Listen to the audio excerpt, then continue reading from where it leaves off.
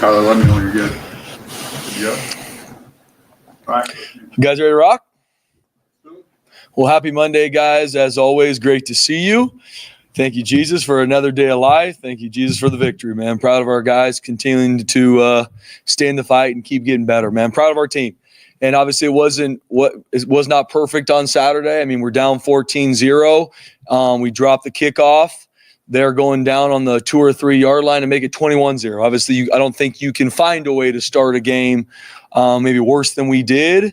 Missed a fake field goal, a bunch of different stuff that either self-inflicted negatives, we call them sins, or, things they did to attack us. We didn't start fast. But I mean, being able to go from that starting point to end the game on a 42-7 run is a testament to these kids. And I'm proud of them, proud of how they responded. It was a big point of emphasis going into last week was just our response.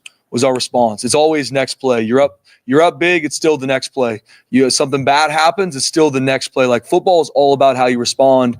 And even thinking about after the game, I mean, like it says in the Bible, do not have a spirit of fear, but one of power, love, and a sound mind. And keeping that mentality throughout a game is hard.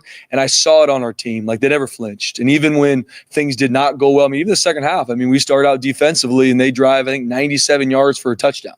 So it's not like it was all rainbows and butterflies after a certain point. That's a really good football team we played. I mean, Coach Niamatolo's done a great job in all 3 phases, so we knew we were going to be attacked. And but I'm so proud of our guys responding and staying in the fight. They kept swinging. They made the plays they should make, and we stayed on the hunt. And I think our guys deserve all the credit, and it's a testament to how they work. I think Maddox Madsen played one of his, if not his best game all season. And especially coming off a game where he was inconsistent against Nevada. I mean, he played extremely well on Saturday. We were able to get the ball to 10 different receivers. Like Latrell Cables had big-time catches in the game. Cam Camper. Chase Penry had a third-down catch. Austin Bolt, big-time third-down catch. Matt Lauder, touchdown. Matt Wagner, I mean, I can keep going down the line, being able to find the, ways to get our playmakers the ball, and he did that. Ashton Jeanty, continues to be the best football player in the country. And testament to our O-line, Coach Keene, Coach Potter, I mean, finding ways, rotating guys, moving guys around, and staying consistent in the run game and the pass game, even with injuries on our O-line, is a testament to our guys, testament to leadership in that group. And this is week 12 or 13 of the season, played 10 games, I mean, everybody's banged up. Our fronts are banged up just like everybody we play, and our guys stepping up and doing what we need to do to win games is a testament to those guys. Defensively, going in the game, we knew how we were going to be attacked. We knew they had the best receiver in the country.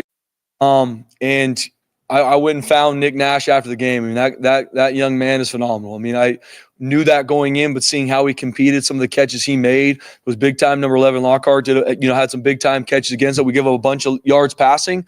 There's a lot of things that we need to fix and clean up. A lot of it due to techniques, and we got to make plays. I mean, we're in position a lot of times that we didn't finish, but proud of our guys staying in the fight. And it's not always going to be perfect. You got to find ways to stay in the fight, keep swinging. We gave up some third downs that we did, but we stayed in the fight. We were able to create 4 turnovers the first time this season, which is a monster stat in this game. And proud of our guys. I mean, even playing out of position. Amari McCoy played out of position. We put a lot on his plate. He had 11 tackles, had some things that he did really well in that game. Ty Benefield started a little bit slow, had one of his better games too, only to name a few. And so just proud of our guys continue to hunt and play. And even with, Alexander Tubner out, Andrew Simpson out, guys stepped up. Shea Oladipo played a really good football game. Marco Notarini played the entire game on 2 special teams, played the whole game on defense, an absolute warrior. And Marco played well in the game. So guys stepped up. It's carry the flag. Next man up. It's, game 10.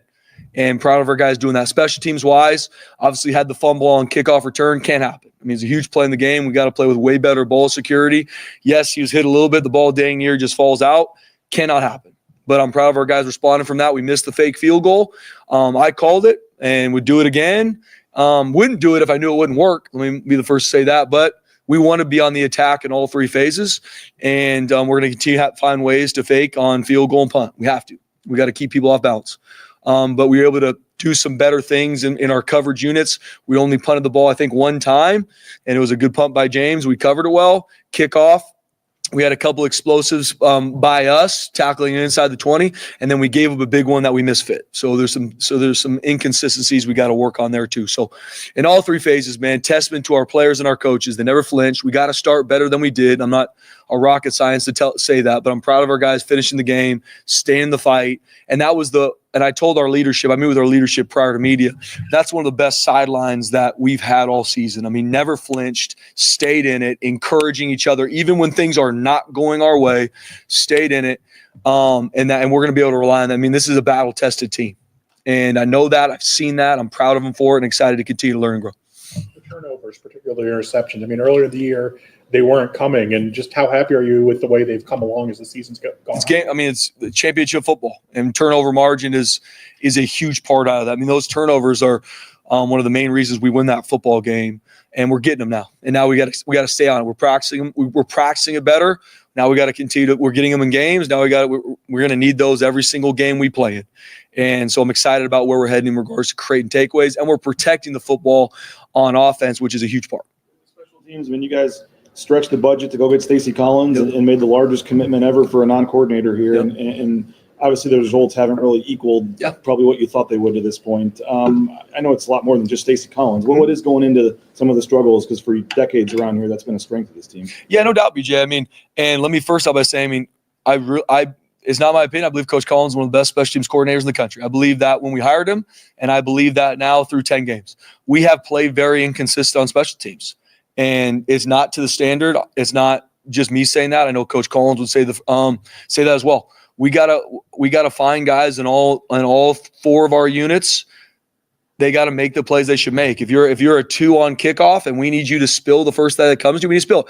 That's on us as coaches though too. Me, Coach Collins. It's not on the young men. We got to find guys that can get it done.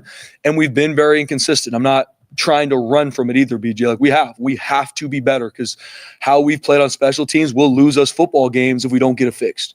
But I'm unwavering in how much I believe in Coach Collins, our special teams unit, our players, our specialists.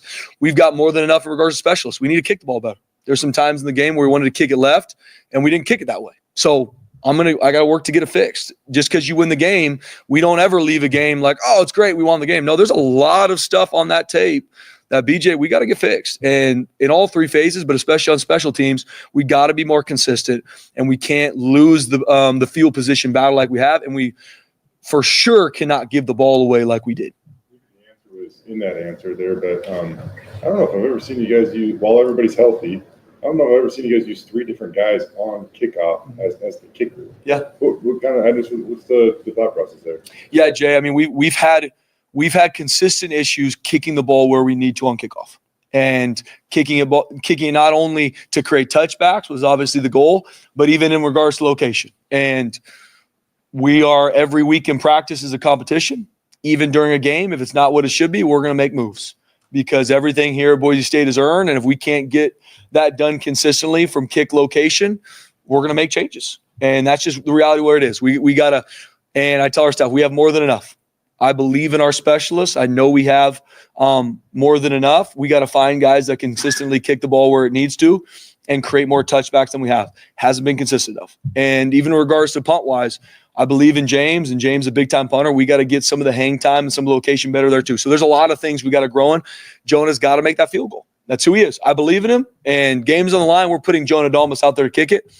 Needs to make those kicks, and there's no one more excited to make sure he does than himself. That's what you love about Jonah. He's a huge leader on our team. But in all parts of our special teams, we got to be better. Starting with me, starting in how we coach it, guys on all those units, from the specialists to guys that are covering or guys that are blocking, because it's been way too inconsistent, and you lose football games in November, December if we don't play better on special teams. So you're saying, like, for example, Spencer, on a kickoff, the ball's supposed to go left, so the coverage is going left. But when the ball goes right and the coverage is going left, all of a sudden that gives up a big splash play. It's as simple as that. It's pretty much as simple as that, Johnny. Now, we also got 11 guys that got to have some awareness on where the return's going and make plays. And on one of the big returns on Saturday, missed him 3 times in regards to a tackle. He made a big-time tackle on the sideline, or else that thing had a shot to go the distance. So we got to be better. We got to be better. Once again, I do not put that on our players. That's on us as coaches. That's on me, first and foremost, as the head coach, and on Stacey Collins as special teams coordinator. But we got to get it fixed. With all that being said, Dylan, you replaced your kickoff return guy, and Dylan had a big return in the second half. And then maybe the first kickoff of the second half too. Was that by design or luck of the bounce, or what happened with that one? The ball rolls in weird ways sometimes, Jay. I would love to sit up here and say that we planned that. We did not. And I'm glad that it bounced out the 2-yard line. I'll leave it at that. But Dylan Riley, not only his big-time kickoff return, and especially recovering from, a week prior, we dropped one. And him coming out, trusting him, he catches it, explosive return all the way out to the 38. And if he breaks that one tackle, he might be gone. But what someone maybe doesn't see is he played his tail off on kickoff too. He was the first one down. That young man can fly. And playing running back, he had a big-time tackle inside the 20 on kickoff, an explosive play for our kickoff unit. So very proud of Dylan Riley. He's going to be not only a really good running back for us in the future, he's going to be a big-time player on special teams. Would you prefer just a touchback every time? Every time, BJ. Okay. I want it every single time if we can get it done. We haven't been able to get it done, and we got to find ways, and no one's going to feel sorry for us, and that's just the reality of what we got. And so we're going to find ways every week to kick it out of the end zone. If we can't, we got to be intentional to make sure we can cover these kicks down. Dumb question. Is that just finding someone with a strong enough leg to kick it that deep, or is there wind? Is there other stuff involved? Or? Absolutely. And I promise you we will work to get that fixed. What was Marco Notriani's week last week, preparing for this game? And it's not like he went from 0 to 100, but it was probably like 55 to 100. Wearing the green dot, playing every single snap. Yep. What was his week like last week? Guys, Marco is an absolute warrior. And one of the top leaders on our team. I've been very open with you guys about how he preps and how he gets himself ready to play a game. If that means he's going to play 5 snaps or 70, he's going to prep the same way because that's just who he is, Jay. That's who he is as a competitor. That's how much he cares about his team and the standard he holds himself to. No one's shocked that he's also, one of the best students on our team too, because how he does one thing is how he does everything. And he went into that game, and we knew going in, if Drew wasn't able to play, which was a game time decision, and he wasn't, that Marco be ready to play every snap. And he never flinched. He started on punt, started on kickoff, was backing up in multiple other special teams, played whatever the total number of snaps on defense, and was relentless. There wasn't one snap on defense that you watch, you're like, Marco's getting tired here. Not one. He's relentless. That's how he preps. That's how he gets his body ready. And Marco's an absolute warrior. Said, I don't know how long Drew will be out for, but how much do you need Clay and Jake to really step up and be ready? Yeah, it's that point in the season. Everybody needs to be ready to step up. And it's next man up, carry the flag. And so hopefully Drew will be ready to roll this week. I know he's excited to hopefully be back, but everybody's got to be ready. It could be before the game. Stuff happens in game too. We play a violent game, and it's next man up.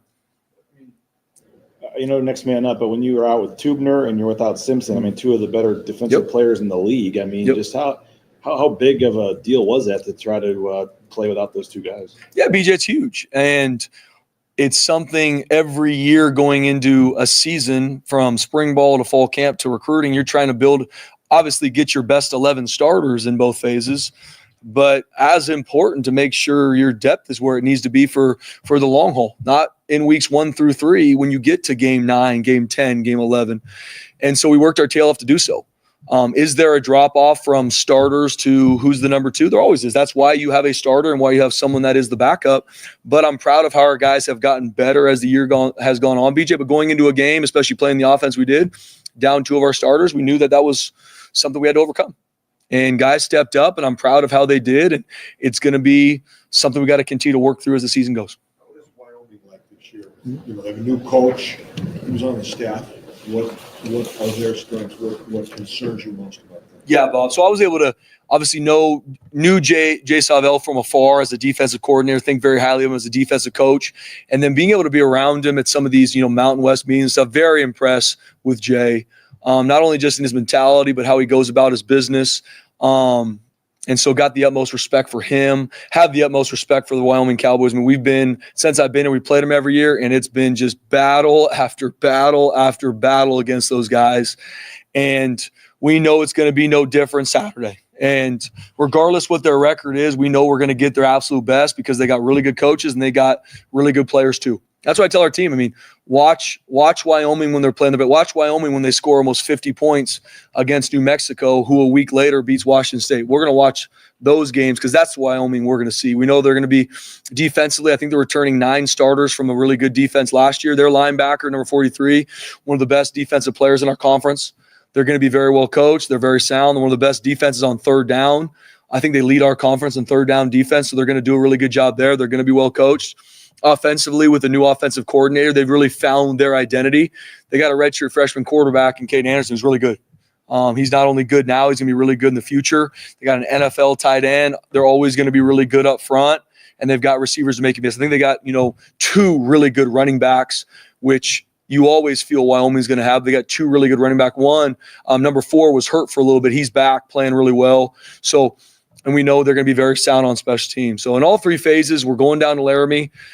Who knows what the weather's going to be? You're playing at elevation, all these things. We know it's going to be a battle. That's how it's always been. Last time we played there in 22, it was a 2-minute drive interception to a fumble in 4 minutes to where they have the ball going in to win the game before overtime. I mean, we know the battles we've had with the Wyoming Cowboys. We have the utmost respect for them, and we know they're going to be ready. Now it's our job as coaches and as players to make sure we work our tail off to play our best on Saturday. And that's the goal every single week and that's what I ask our team. Did we just play our best football? And if the answer is no, why? How can we get it fixed to make sure we play our best football game 11? Because November is the compete month. I mean, you see it across college football. I mean, I know my man BJ Raines is fired up to be a Jayhawk, but crazy stuff happens in November. It's the compete month. And you can't look behind. You can't look too far in front. Stay in the moment. Focus on what you control. Focus on your process because we know we're going to get their best Saturday, and we got to make sure we play ours. Back to the defensive effort against San Jose, how much was that? Almost a kind of Ironman effort. I mean, 2 or 3 weeks ago, you guys played 34, 36 guys and a little bit of a blowout win, and 9 of your starters played over 83% of the snaps. Your interior guys rotated, but I mean, you largely played that game with about 13, 14 guys on defense. It was an absolute battle, and you go in knowing from injuries to guys banged up. It is what it is. This is what we got, and it's not just us going through it. I know there's a lot of teams in the country when it's going to game 11. You guys got to step up, and if that means these 11 guys got to be ready to play the entirety of the game, that's what this team needs you to do. And there's guys on our team that play on one special team. That's what we need you to do, though. We need you to play on that one special team to the absolute best. We need you to star in your role. For others, it means we're going to play every single snap on defense or offense. It's a team. It's the greatest team sport on the planet if you continue to focus on those things, and that's what we do. And so if it means we're going to play 12 guys in the entirety of a game, 14 guys, or find ways to rotate guys in because we have the depth and the personnel to do so, we'll do that. But we got to find ways to win these games. We know we're going to get everybody's best, and going into that game, especially how we were attacked, the personnel that we're in, we knew what we had to fight our tail off to do. And we didn't play it perfectly at all times. Like I said, we gave a bunch of yards and some scores that we need to get fixed. There's a lot of good things to clean up on film, but I keep coming back to very proud of how these guys battled and never flinched. And I never want to just highlight the win because it's not about wins and losses. It's about you growing every week.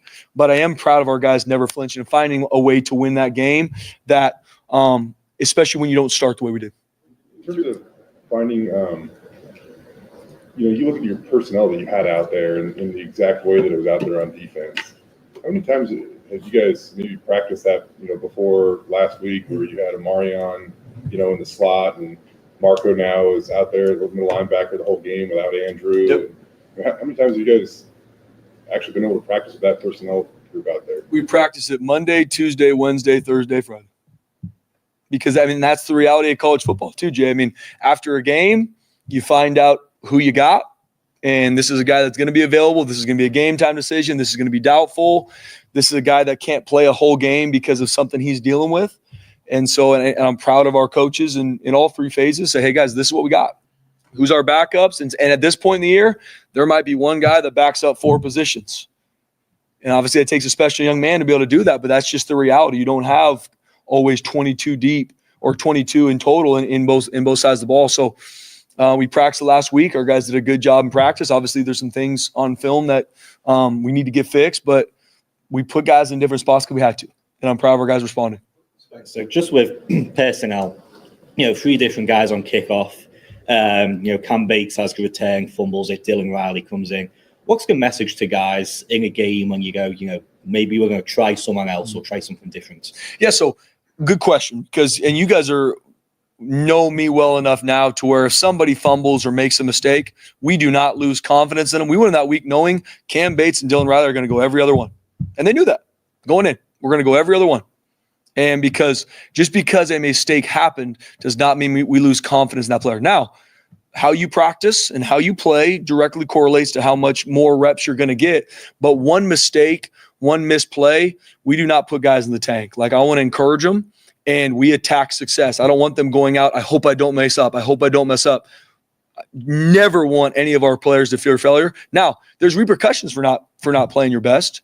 That will be reps, that will be time. But we went in that game knowing that Cam Bates and Dylan Riley will go every other in regards to kickoff return.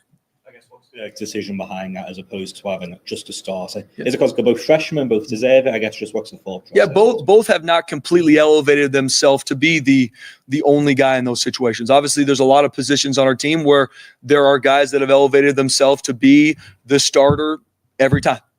Those guys are young. They've both done some really good things, but no one has separated themselves to be the full-time kickoff returner yet. Defense, I know San Jose State obviously has an elite passing attack, but that's been a little bit of an issue at times all year. It seemed like in a lot of those kind of 50-50 jump ball types, I think San Jose came down with 8 of 11 of them. Felt like they came down with every single one of them. Is it a technique thing? Is it just not turning around? Just what are you seeing from some of the DBs? Yeah, it's a technique thing, and it's something we got to keep working. Obviously, we did last week. And I know that Coach DeMauro Warren, Coach Stockton, they do a phenomenal job with our back end. And that's not just my opinion. I see how it's coached. I see how it's taught. And everybody looks at the end result, which is what we're judged on. We're judged on the yards. We're judged on win-losses. I get that. But I see how our guys are taught now and how the techniques and the intricacy of it. We got to find ways to finish those. We're in position. It's way different to me than if guys are running open, right? That's a lack of schematic. That's a lack of communication. That needs to get fixed. When it's one-on-one 50-50 balls and you come down with the amount they did, it's something we got to look at now. And we talked yesterday, like, how are we teaching this? Maybe it's a technique that we've liked prior that we need to evolve from, because in college football, you got to find ways to eliminate explosives. We did not do that on Saturday. By the grace of God and our players playing their tail off, we were able to create 4 turnovers.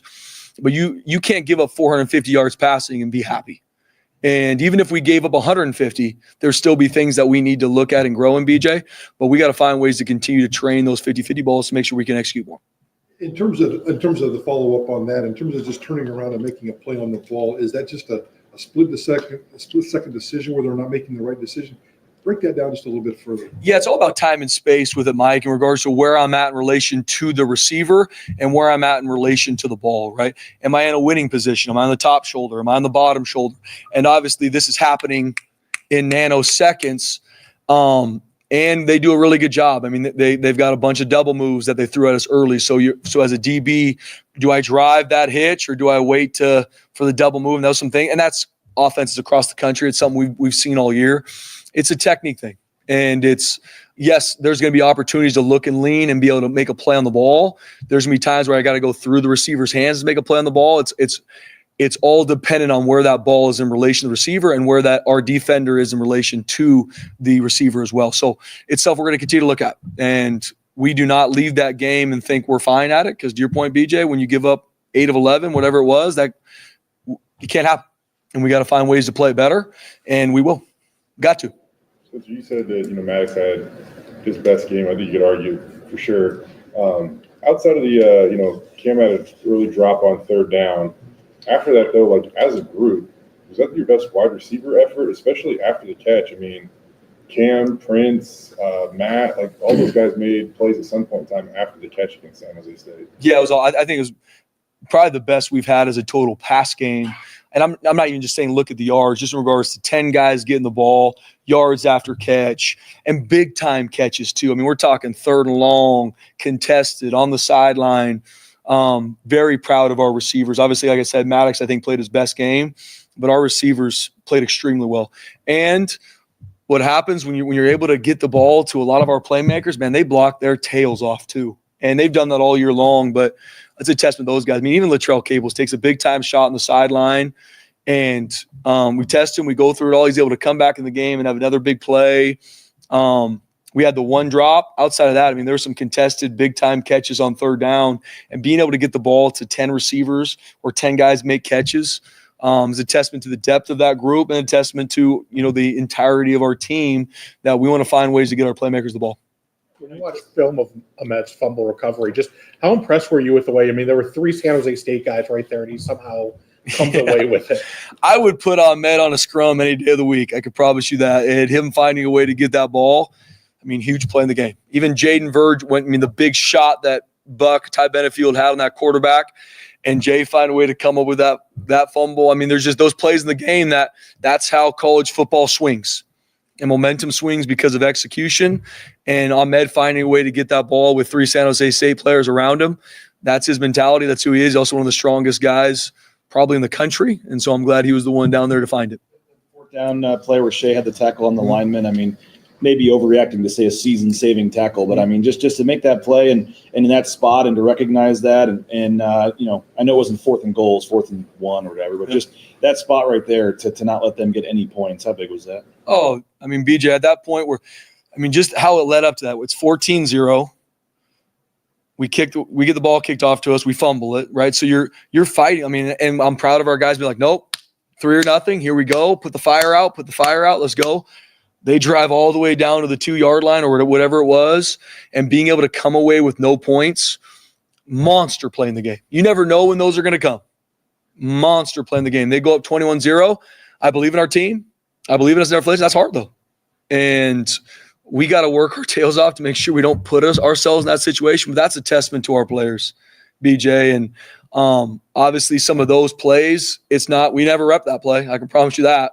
But our guys just having situational awareness, one, making a tackle with only probably a foot to gain, monster play in the game. Ashton Jeanty, obviously getting a lot of workload. You're trying to win football games. You needed him here. At what point do you also feel like plan B, C, D is the responsibility of keeping him busy, keeping him active, keeping him on the high-profile Heisman race? Yeah, I mean, we go in every week, Mike, and these are good questions that come up. We go in every week. What does it take for us to win this football game? And if you ask Ashton Jeanty, that's what he cares about too. And if that means giving him 30 or whatever carries, if it means some games 20, we go into a game, okay, what do we need to do to win that game? Because we know we're going to get a defense's best. Yes, we'd love to continue to find ways like we did this weekend to get our receivers the ball more, and they were very explosive. Breezy Dubar back healthy, getting him kind of smart. He had a good catch and run for a first down. Got to get him going more. Tyler Crow had a big run on third down. But Ashton Jeanty's our guy, and we got to continually find ways, yes, to protect him, but we got to do what it takes to win these football games. And so there's a lot that goes into a game, not only prep and practice-wise, Mike, and planning, but even in-game, kind of where we're at, what do we need to do to move the sticks. And if that's giving the ball to Ashton, we're going to give the ball to Ashton. If it's giving the ball to somebody else and creating some different looks that we need to, we'll do that as well. Is there still hope that Sire plays this year? Yeah, he's close, BJ. He's close. We're hoping to get him back. I know he's relentless to be back. We're getting close with Cy. Has the 4-game, trying to preserve the red shirt played into it at all? No, right now he's not healthy enough to get back. And I think the world of Sire Gaines, and if he was able to play, obviously because of who he is, we'd have that conversation, but it's strictly due to the injury. Tyler obviously came in and had that one nice pop and has been he's been very dependable for you when you needed him so far this year.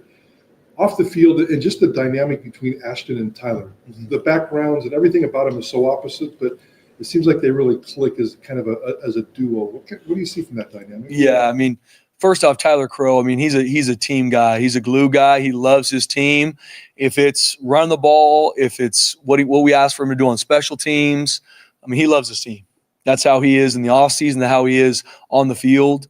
He's a leader on our team, not just because he's a senior, but because of how much he cares about his team and he puts it into actions. And no different with his relationship with Ashton. I mean, they love each other. They care about each other. You won't see somebody more excited for Ashton when he has a play than Tyler Crow. And that's a testament to who Ashton is as a person. But then on the flip side, when Tyler Crow had that run on third down to move the chains late in the game, I don't know if you saw somebody more happy than Ashton. for Tyler. So it's really cool to see those dynamics. And once again, the love that this group has for each other. There's a lot of, as we've talked about here for half an hour, there's a lot of things on film in all three phases we need to get fixed. But this team loves each other, man. And that's something that can be thrown out a lot. And you guys don't see it the way I see it. I see them how they interact. I see them at dinner when, people are on their phone and they're loving each other. They're cracking jokes. They're having fun. Like there's a lot of deep connections that these guys will have forever. And that matters to me. Yes, that helps you win football games. It helps you find ways to grit out a win. But these guys are creating, moments and creating relationships that they'll have forever. And Tyler Crow and Ashton's a close one. As you get further into the season, you kind of learn maybe like what the identity of your team is. And at least one of them is your guys' ability to finish. Yeah. Ashton Jeanty leads the country in a lot of stats, but he has like 200 more fourth quarter rushing yards than just about any other back out there. You ever been around an offense that has been able to run the ball so effectively in the fourth quarter like you guys have? And what allows you guys to do that, you think? Yeah, Jay, and I've been open about this too. We believe in wearing a defense down. That's around the football. It could be in the pass game. We want to consistently be on attack from snap one to whenever the clock says 0. And being able to stay in it, but that's easy to say. What's common is you kind of scratch what you went into the game with, right? It's easy. That just doesn't work. The defense is doing something different. We're going to go away from it. Coach Koetter does such a phenomenal job. Yes, making in-game adjustments because you have to, but staying true to our game plan. Stay in it. Stay in the fight. Yeah, it was a 1-yard gain. Stay on it. Stay on it. There's going to be compliments off of this. Stay with it. And you can see it start to wear down a defense, especially when we start getting to the fourth quarter. Obviously, just like everybody, I'd love to be explosive from snap one, and we have been. But sometimes it takes a little bit to, stay true to our plan, guys. Stay true to our plan. Running the football, passing attack, and being efficient on first and second down to make sure we're in some third and manageables, move the chains. And that's a testament, yes, to the plan we put into action from our coaches, but it's also our players. They know that. And we were even talking as a leadership group. Ben Dooley brought it up. He's like, man, I think this is the best we've been at making adjustments and then being able to go out there and execute them. From halftime to on the sideline, we're going to get different looks from a defense every week to stop the run, to attack our play action pass game. That's happening. And then being able to see those things, adapt, adjust, and then be able to go out there and execute is a testament to our players. I know you've been hoping for Roger to be able to come back. How close is he especially with Tyler going down? How close is he to? Yeah, Roger's close too. And we'll see. Hopefully we can get some action from him this week. Sire's close. So little by little, just got to keep taking it one day at a time. And whenever they're ready and they're cleared, we'll be back rolling with them. Spencer, how much do you value tackles for DBs? I mean, you got McCoy of 11, Oladipo of 9. On one hand, they're doing the job, but if they finish with 2 tackles, I guess it means they're going to have to make them. How do you value a defensive stat like that for DBs? Yeah, good question. Stat line for a defensive back or a defensive backfield, obviously one of the first ones you look at is passing yards and third downs. Those are the 2 big ones in regards to back end. But stats can also not tell you the full story too, because no different. When we get sacks, everybody highlights who got the sack. I think we have 2 of the best edge guys in the entire country. But what no one sees is there's a lot, that's tight coverage when that ball is not coming out either because of what our DBs are doing. And so in regards to the stat sheet off the game, like Amari McCoy making 11 tackles, I'm fired up for him. Now, some of those tackles were because we gave up a pass and he needed to make the tackle, so it can go in hand. But I am very proud of, and just to highlight Amari on like I did after the game, he played a new position. He had a bunch of different techniques that, yes, he's played, but it's different playing the slot than playing on the outside. You're getting a whole different route tree. And him staying resilient, and even on a couple of those throws that he gave up that he's been able to make plays on this year, he never flinched. And he's an emotional young man that loves his team. And seeing him stay in it and make some of those tackles and stay true to himself, I'm very proud of Amarion, and he's putting together a really good senior campaign. There's still some things on film, like we've talked about, some of the plays that we missed in the backfield that we need to improve on, but I'm proud of him. Even Devon Banks, I mean, he gave up some catches. Absolutely he did. I'm excited for us to grow from that. But a guy that prior to we were able to rotate a lot. I mean, he played dang near almost every snap on defense, played on a bunch of special teams, and obviously had a big pick 6 late. Don't like the whatever the personal foul penalty for the celebration, we will get that fixed as a team, I promise you. But I'm proud of him being relentless too. So there's going to be a lot of things that technically and fundamentally we need to fix in our back end. Schematically, there's some things that watching the game now going into it, we're going to have to clean up. But I'm proud of our guys staying in the fight. And when Amari McCoy makes 11 tackles in the game, I'm proud of him finding a way to get those guys on the ground. Thanks, Phil. Thanks, fellas. Have a great rest of your day.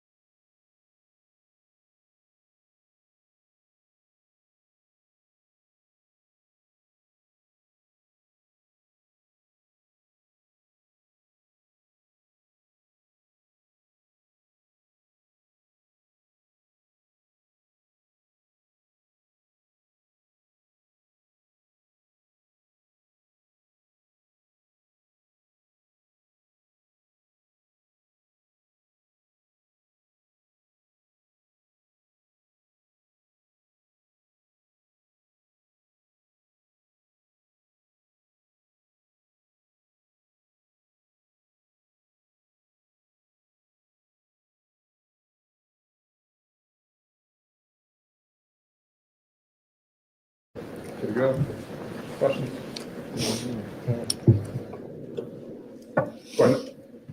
Madsen, coach. 9 receivers caught passes, 73%, no turnovers. I mean, your evaluation after you watched the film and whatnot, what stood out to you about the Actually, 10 quarterback? receivers caught passes because the stats got screwed up and didn't give Wagner a catch on that one. They gave it to Louder. Would I give you guys bad information? Yeah, Mad Dog played really good. He did a really nice job in the game. He had a good feel for when to let it go, when to scramble. made really good decisions, took care of the football. Again, 19 touchdowns, 6 interceptions. That's 6-to-1 ratio is hard. It's hard to get that for a lot of QBs, especially young QBs. And just good decision maker and put the ball on the money. Did a nice job. How much did he find a kind of a balance of when to use his legs and obviously set back and throw, but he seems to be finding a really nice balance when to attack with his legs. Well, your feet should be telling you, right? Your feet should be telling you. It's all tied into your footwork, and take your feet when you get past that second hitch in the pocket. Usually, that's telling you it's time to go. He seems to be believing that though. That's probably kind of an instinctual thing, but that just comes with finally playing into your 10th game of the year and stuff. I think some guys never get that. It's one of the hardest things to get. And then, most quarterbacks don't like getting hit. So they find a way to get rid of it, either to find their check down or to throw it away, which that's not a bad option either. That beats the sack, fumble, or the interception for sure. What do you think of this tough little goal line run there? I mean, you probably didn't have a face mask on that thing. Yeah, we actually turned that play in as a possible face mask. Haven't heard back yet. That was the one quarterback designed run that we called in this game. It was his own read, and they didn't give us exactly the look. It was kind of a gray area. So again, most guys probably would have handed that off, but Mad Dog thought he could get it in, and he did a nice job doing that. Spencer said your guys might get Roger back this week, especially after losing another offensive lineman last week. How nice will it be to finally be getting one back? Well, that's not a for sure thing by any means. So, and Roger's been out for quite some time, so we'll have to see. But that's four old linemen that we've lost this year, and that's hard to overcome. I mean, that's a testament to those guys who have stepped into those shoes. But we're pretty thin. We can't continue down this road for much longer. For your wide receivers, is this the best collective effort from that group, especially after the catch, maybe? Well, when we were in here last week, we talked about that we needed to get them more involved, and we did. So that, I think, when those guys get involved early, that motivates them to continue to do the things they're doing there. And those guys work very, very hard. As we've gone along here this season, obviously teams have become more and more focused on stopping Ash, and that's what they should be doing. But our wideouts are plenty capable enough. We're just a run first team, and they don't always get as many opportunities as maybe some other guys. But they collectively, that was our best of the season. We had 9 explosive passes, which is definitely our high for the year. I know you want to obviously score every time you have the ball, but after the defense gives you a turnover and you get the ball with a takeaway, I think 3 times you turn that into touchdowns in that game against San Jose. I mean, how important is that? And does that swing a game, I guess, when you can take advantage of that and turn something into points? Well, turnovers for sure swing the game. So, we didn't have very many possessions in the game. I think we only had 7 possessions, 5 touchdowns and 2 missed field goals. So, other than that first 3 and out, which we have not been a slow start team, but that was a horrendous start. But other than that, we moved the ball good. But the turnover thing, if you're not turning it over and you get 4 of them, you're going to win most of the time. How nice was that catch by Latrell on the sideline, and that throw by Maddox was pretty tremendous too, to get after the 4th down stop or whatever. Yeah, that was when you get the ball backed up like that, you're just, first of all, you're trying to get it out of there so you make a first down or 2 so you have room to punt if you can at least flip the field. And we actually ran the same play. That was exactly the same play that we ran on 4th down when the game was tied, going the other way in the 4th quarter when he threw it to Camper going to his left on the flat. It was the exact same play going to the right. Probably should have thrown it to Camper right off the bat. And he waited, and then he threw it to a good spot, and that was a heck of a catch by Latrell. How about on that play to Cam too? I mean, he made it look so easy over the shoulder like that. That's 4th down, and if you don't catch that ball and get the first down, who knows what happens? Yeah, well, that's Coach D made the call to go, and that was a huge part in the game. And you saw the next play after that, Ashton took it to the house. So, that's the way these games go. in terms of sticking with the run at times when it's the early stages where you're trying to break it, and then finally you do kind of wear a defense down. Can you sense when that's about to happen? Especially, it can't be fun to try to tackle 5'9", 215 and squat 700 too many times. And by the 25th, 30th carry, I would assume that starts to kind of wear on a defense. It definitely does, and it is hard to judge, but Coach Potter's sitting up there beside me, and he and Coach Keene are on the headsets making adjustments constantly through the game, how we change the splits of our wideouts and how we're trying to get to where they have their extra, they always got one more than us. So where their extra guy is, how can we get to that extra guy? Is it moving the back alignment? Is it tightening the splits? There's all kinds of little adjustments being made. If the best run teams, they run the ball a lot and they repeat runs. Okay, the line likes it when they repeat runs. The running back likes it when they repeat runs. And the body blows early in the game usually leads to some kind of a better outcome later in the game. But it's been around football for a long time. Just a lot of people have gone away from it, and it's not in vogue right now. It is, but it's the way we're built. It's the best way for us to win. So that's what we do. How satisfying is that then in the fourth quarter when that especially, you guys are one of the most effective fourth quarter running teams in the country this year. I think Ashton got like almost 200 more rushing yards in the fourth quarter than anybody else.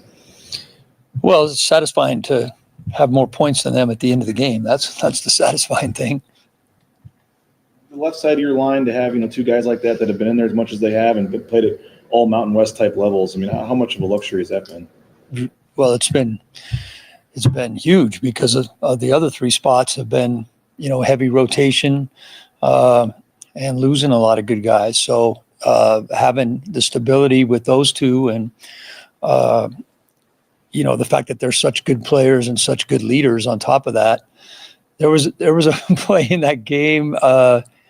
I think it was in the second or third drive. It was in the first quarter where Ben had gone to his knees, and that dude is so strong. He was on his knees and he was trying to torque a guy out of the hole while he was on his knees. Like, my back hurt just watching that on film. And that's just the kind of effort those guys give. You ever seen Cam Camper celebrate? I've seen him smile a few times. He's a pretty steady performer, but yeah, I've seen him smile a few times. For a college kid, he just doesn't really have I don't say he doesn't have flair to his game, but he just seems like he's ready he makes a play and he wants to go make another play, and there's really not much, prayer in between for him for that matter. Well, him and Latrell are both pretty serious characters about their craft, and I like those kind of guys, but that yeah, I don't know. You have to talk to him about that.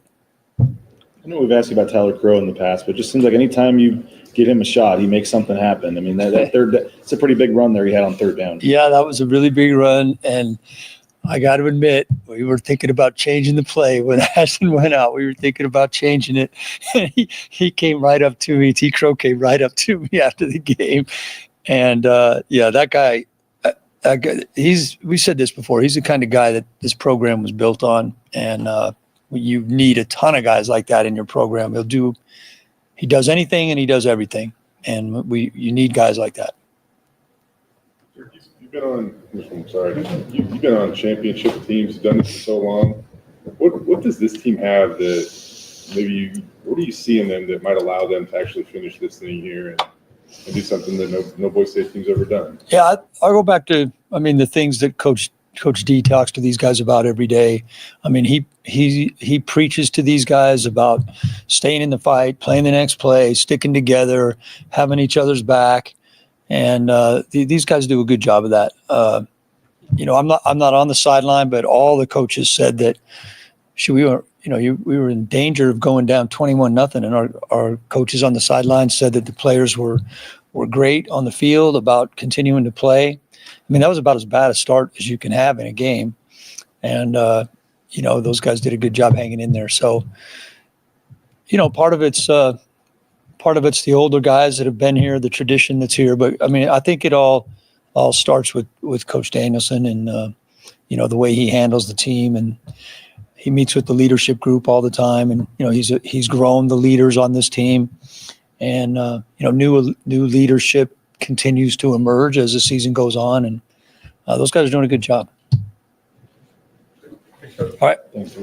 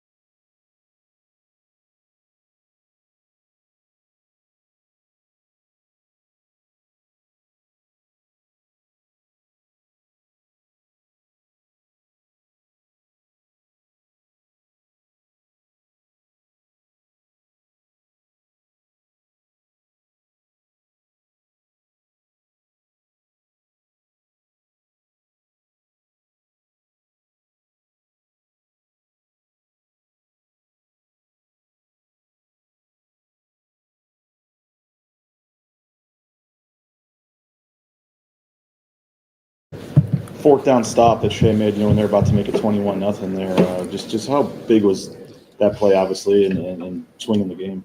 Yeah, I think, that probably I had confidence in our guys anyways. They were great on the sideline. They were great when I got them on the headphones, but that probably got the ball rolling for us to, turn the game around. And anytime you get a fourth down stop in any football game, that's huge. But I think that one was particularly important.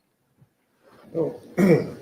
The start was obviously a little bit less than ideal, as everybody's kind of said here so far, Eric. But with what you guys were trying to do on defense and the personnel you had to throw out there and figure out, Spencer was saying you guys basically practiced that first time last week with that exact group out there. So does it take a few snaps or a few series to figure it out? Hopefully not, but does it? You typically?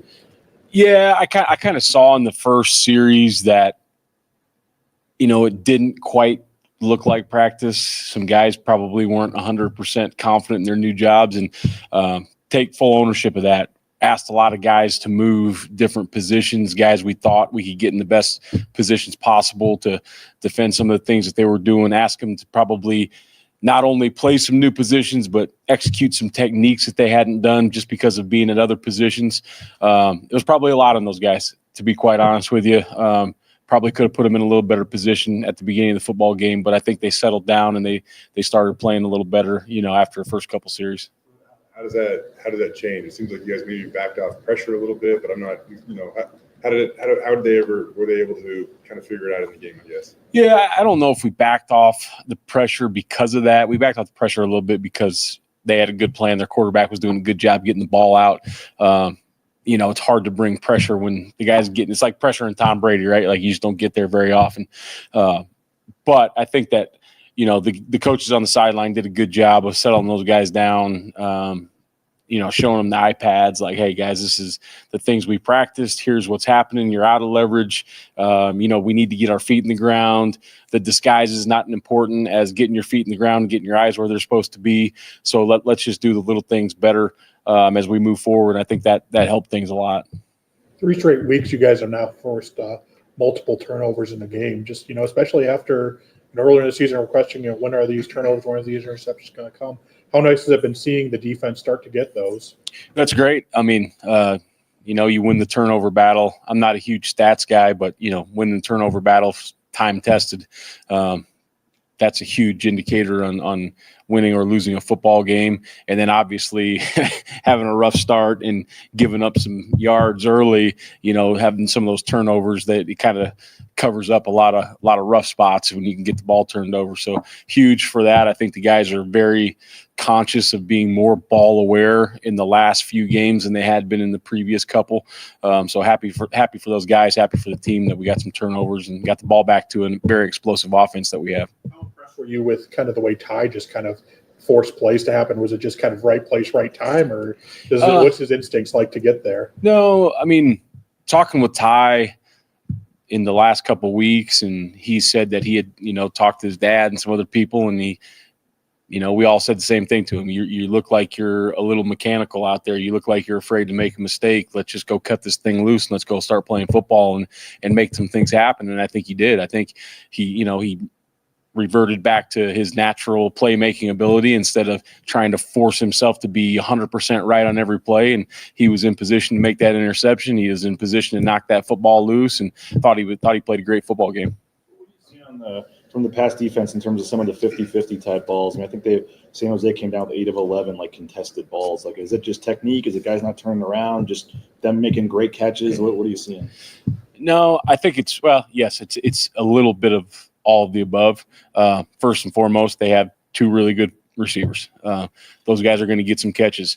I think on our part, playing corner, it's the dang scariest thing in the world, especially when you get beat on a ball. And every corner that's ever played football since the history of this game started has got beat on a deep ball. But it's hard to flush. It's hard to move on to the next one. And then you start doing things maybe just a touch out of your technique, just a touch out of your leverage. And once that happens, then it's hard to win those balls. So we just had to get those guys on the headphones. I think Demo did a great job with those guys. I got them both on the headphones and just telling them, we trust you, we love you.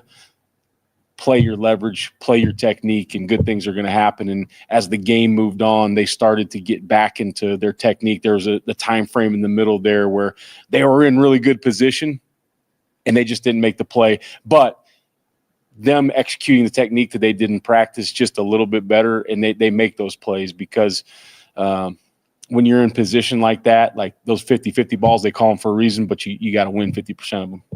It's maybe a dumb question, but just, it sometimes looks like the guys aren't even turning around to look for the ball. What's the proper, obviously you got to stay on your guy. You don't want to look back too early and lose that guy. But how do they know when to look back? When are they supposed to look back? There's a lot that goes into that, but the oldest adage in football is if you're close enough to touch your man, you're in phase. When he looks, you need to look. And the jump timing is a big piece of that too. A lot of times when the receiver is able to go up first, it's hard on the defender. If you're out of phase, can't touch your man, I can't turn around. I got to go play through the pocket. And those are things that just constantly, and it's hard to drill because you don't have real quarterbacks. It's me or it's somebody else throwing the football. But those things we probably need to drill a little bit more. Last week, like for Marco, and I asked Spencer, it's not like he was going from 0 to 100, but he was probably going from about 55 to 100. What you guys asked him to do, played every snap, wore the green dot. What was kind of the build up to last week like for him? And I assume he's probably a fun guy for you to work with too. Yeah, Marco's awesome. He's very able to flip the switch, walking around the building. He's got a great sense of humor. He likes to joke. He likes to have a good time. You get on that field with him, you better know the answer. Like, he's going to ask questions that nobody else is going to ask, and you better have the answer or he's going to look at you crazy. So he's very prepared. He's very detailed. Asking him to play a lot more snaps than he has, I thought was going to be no issue. Obviously, people get tired during the game, so the issue was, who's going to be next in, and somebody's going to have to double rep at certain positions. But I thought Marco handled it well. I thought he played a really good football game. Really proud of him. I mean, he's a great football player. Kind of overall, that was about as close to Ironman football you probably get at this level. I mean, you really played about 13 or 14 guys where most of your starters played over 83-ish% of the snaps. I mean, Jaden's out there, 66 snaps at 54 pass drop backs. How wild was that effort, I guess, out of those guys to be able to do that? Yeah, I mean, we're in November. It's just, it's some of the things, like a couple of decisions that I made in the game plan, and I own that. Moving those guys around probably didn't put them in the best situation, but we have a lot of injuries, and that's not an excuse because everybody in the country has injuries, but finding a way to win when you're down players, when you have to do something different, like winning is hard and learning how to win is very hard. And these kids embrace that and they want to do what it takes. And not to mention the fact they played a lot on defense, but Amarion, Jeremiah, Banks, Shea, Rod, Marco. Those guys are all on multiple special teams too. So a lot of football for those guys. But if you're going to go win in November, those are the guys you want on the field. That's it. I mean, to have two of the better players in the defensive players in the league, out in Tubner and Simpson. I mean, what does that say about your unit that you could pick up for those guys? I mean, it's like we said. I mean, super proud of those guys. Proud of Tubes and Andrew for coaching the way that they did this past week to try to get their next man up ready. Talked to those guys before the game. They said, Coach, don't worry, we're going to be fine. And Tubes kind of called it. He said, hey, we just got to make sure everybody that's in their new position is settled down early. And once they get into the rhythm, we'll be just fine. He's like, but I believe in these guys. And like finding a way, I think good teams find a way to win. Sometimes it's real pretty and sometimes it's real ugly, but good teams find a way to win. And I was just happy for these guys to finish that game the way they did. As much as you can say, like, do you enjoy it? I mean, I don't know if enjoy is probably the right way to phrase it, but I mean, at the beginning of the week, do you just say, like, hey, these are the guys we got. How do we draw this out?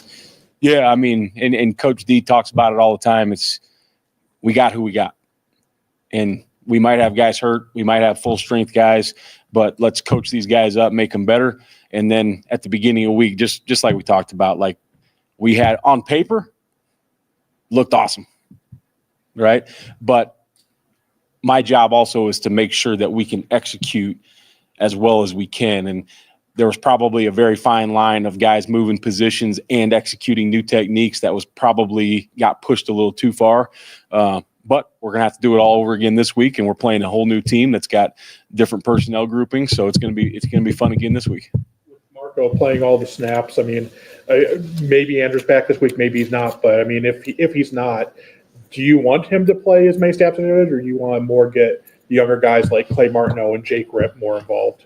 Yeah, I think, just like we talked about, at the end of this year, as important as these games are, we know we're getting everybody's best shot. I hope Drew's ready to roll here at the end of the week. I hope Tubes is ready to roll at the end of the week. If not, we obviously want Marco to play a lot of snaps, but also have a high amount of trust in those guys that have been grinding as their backups and waiting for their turn. So, if he's going to have to play for multiple weeks in a primetime role on special teams and defense, and some of those young guys are going to have to get some reps as well. You see from Wyoming? Obviously it's going to be defend the run. They've done a nice job running mid-zone. They got some counter schemes. They've been more power in the past, but they've got some counter schemes involved in there. They do an interesting amount of fly motions, building bunches in a untraditional way, some of those behind the line of scrimmage bunches. So they give you some difficulty formation-wise and some motion-wise.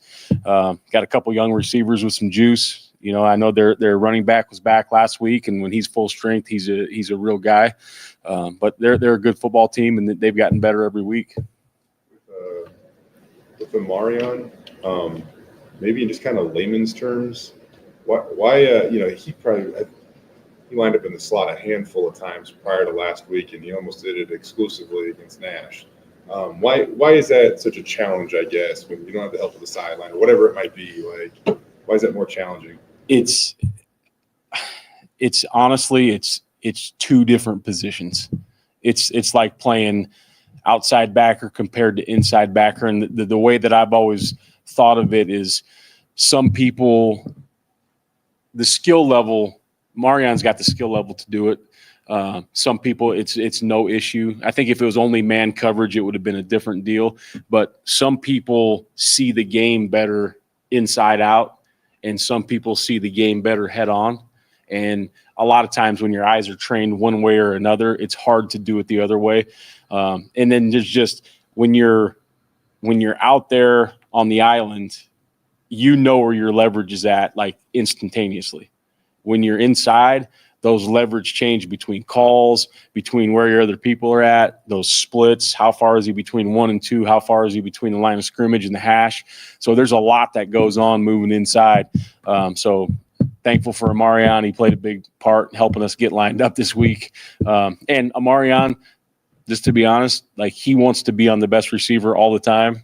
And this was kind of the game where it's like, okay, we're down a little bit with some guys being injured. Let's roll. So In terms of the lead up to a game for him, like I'm sure he's practiced there before, but probably not preparing to play 58 snaps in the slot, So like, does he have to? Is it more time in the film room, more time at practice? Like, how does he get ready to go? Does it require more of him to get ready for something like that? Yeah, I definitely think it was not as much film study.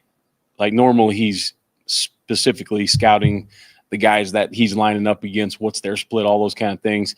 It's more for him now. It's more walking through with the coaches, working with the nickels and the safeties, just seeing all those routes disperse from inside out instead of being out there by yourself. So it was a lot more prep. Probably not a lot more is probably not a good word. Equal amount of prep, just different prep for him. Thanks, All right. Thanks, guys. Bronco Nation News is presented by RowPaint.com, Idaho Central Credit Union, Taco Bell, by Lithia Ford, The Blue and Orange Store, Western Collective, by Jackson's, Snake River Pool and Spa, Transportation Compliance Service, Bauscher Real Estate, Ridley's Family Markets, by Circa Las Vegas, Lean Feast, and by Timberstone Golf Course.